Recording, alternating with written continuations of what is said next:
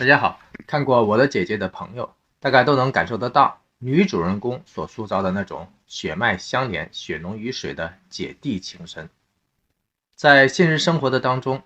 懂事的人总会被命运欺凌，就是因为懂事的人往往习惯于为他人着想，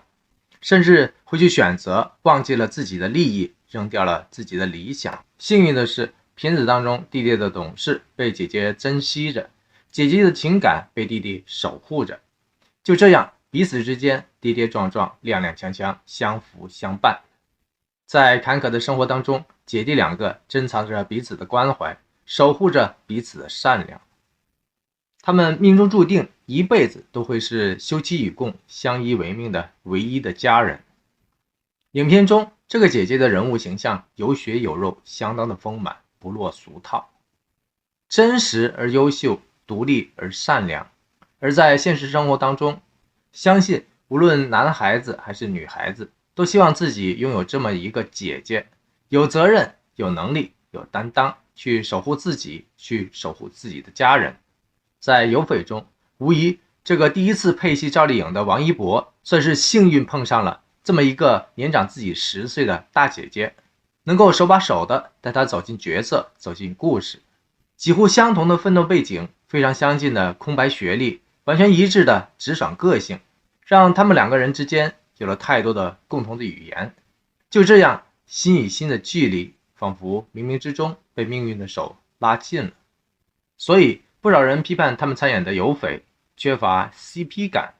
其实算是说对了一半。他们的角色并不缺乏 CP 感，而是添加了一种两小无猜、打小就有的亲密的姐弟感，同时更掺杂了一种强烈的成就来之不易、彼此珍惜扶持的知己的感觉。如果您喜欢有匪，喜欢两个人的表演，同时也有这种往往只能意会不能言传的奇妙的感觉，欢迎您直接点赞打 call， 为这两个将心比心、交换真心的好演员。众所周知，两个人都是非科班出身的演员，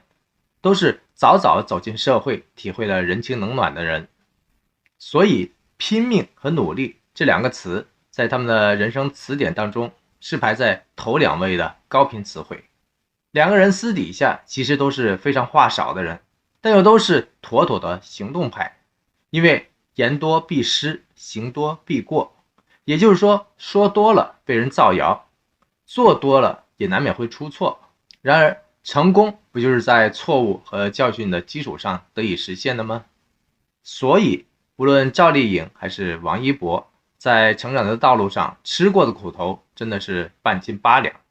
因此这出有匪的搭戏，让完全陌生的两个人有机会可以全方位的看到对方身上更多的闪亮点，更多的优秀之处，以及更多的共同话题，也包括不少的小聪明和小可爱。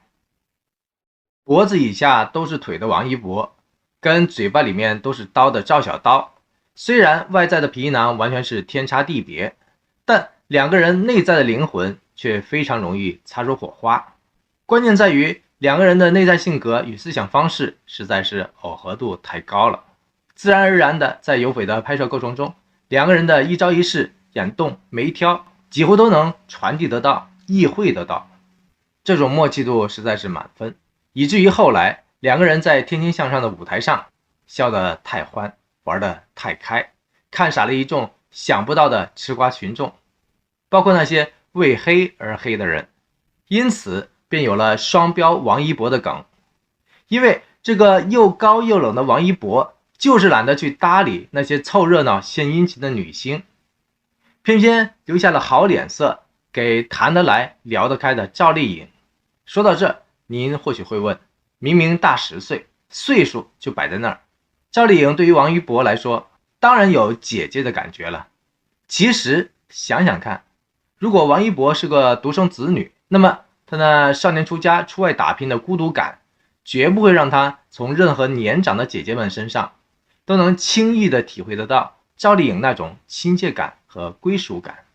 要知道大他8岁的梁田不仅没有被他当成姐姐，更在他那儿碰了一鼻子的灰。同样的，小他1岁的宋祖儿也完全没法在他那里找到有哥哥罩着的感觉。这是为什么呢？因为王一博真的很认生，他完全不需要姐姐或者干姐姐，因为他自己就有一个情同手足的亲生的姐姐。所谓因缘际会，造化使然，偏偏因着这出有匪，在剧组中见到了一个跟姐姐个性一模一样，对他同样是体贴照顾，偏偏更是同样直肠直肚、刀子嘴豆腐心的赵丽颖。在遇到了这个仿佛姐姐翻版似的赵丽颖后，高高冷冷的王一博便瞬间化身成为了一个乖乖萌萌的小弟弟，完全卸下了所有身上的铠甲，重新做回了最真实的自己。这才是王一博糖粘豆一样喜欢粘着赵丽颖的原因，甚至他有时更愿意扮演保护姐姐的护花使者的角色。这就是纯真的王一博。当他看到了真实的赵丽颖，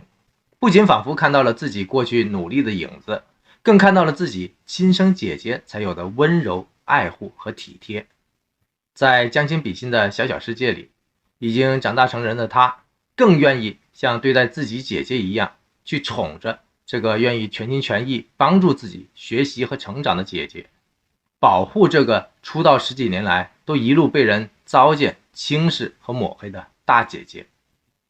这个世界上不是男演员搭戏女演员就特别容易闹出桃色、闹出绯闻、闹出各式各样乌烟瘴气的谣言和谎言。人与人之间除了爱情还有友情，更有亲情。当不少人都喜欢戴上桃色的眼镜或者有色的眼镜去审视赵丽颖的时候，我却偏偏喜欢戴上这无色的眼镜去发现、去审视这个世界上原本单纯的美好的友情以及温暖的亲情。如果您喜欢赵丽颖、王一博这两位直率、坦荡、天性可爱的演员，也喜欢我的独特视角和感想，欢迎您继续点赞、鼓励和支持。予人玫瑰，手有余香，给人点赞，爱在心上。多谢您的支持和时间。